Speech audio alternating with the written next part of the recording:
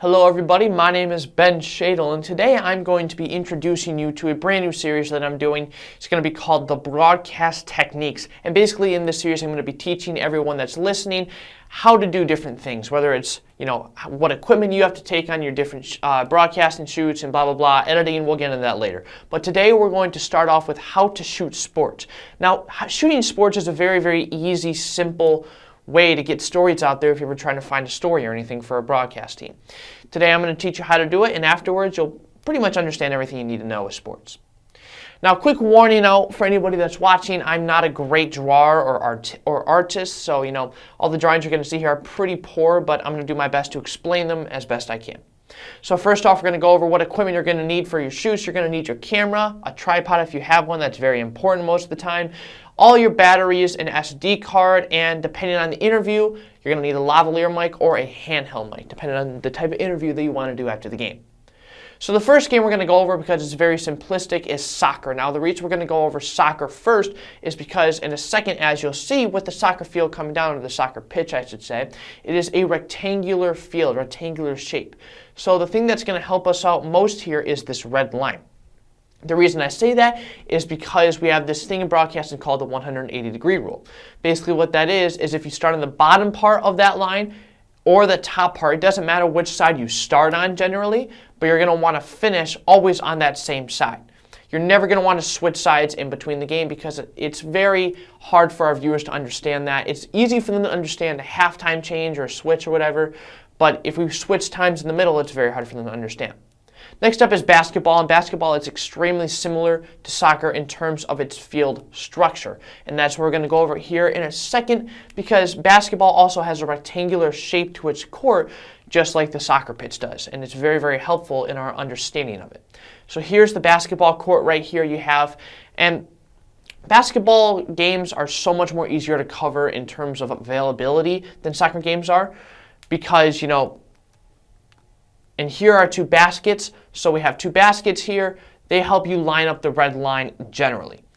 So you're just like soccer, what you're going to want to do is you're going to want to start on whichever side, or you're going to want to finish on whatever side you start.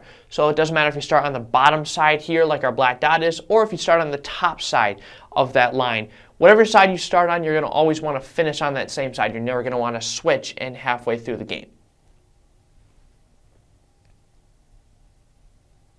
Next up is football, and football is very, very similar to those two that I just previously mentioned, because it also has a rectangular field, just like the basketball court and just like the soccer pitch that we went over earlier.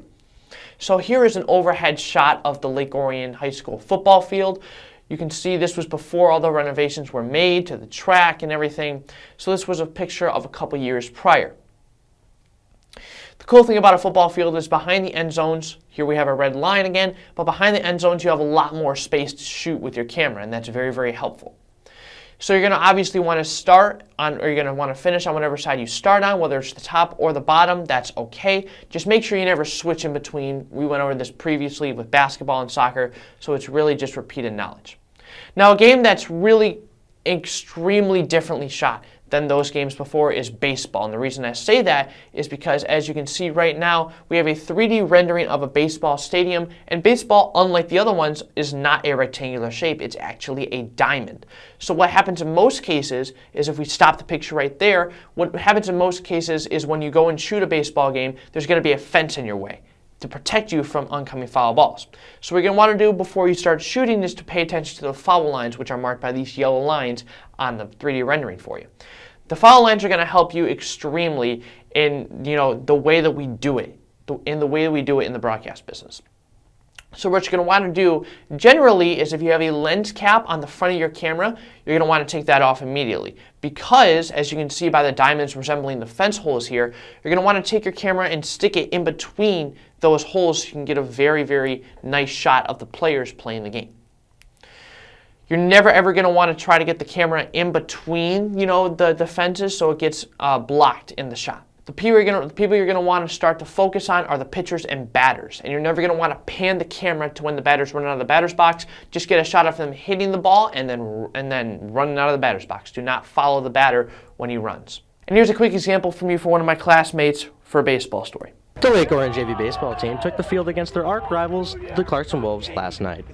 The Dragons started out hot and only continued the streak after that. So what you're going to want to do normally with all these sports is you're going to want to get 1 to 2 interviews, and it's typically going to be the best players of the game and maybe a coach after.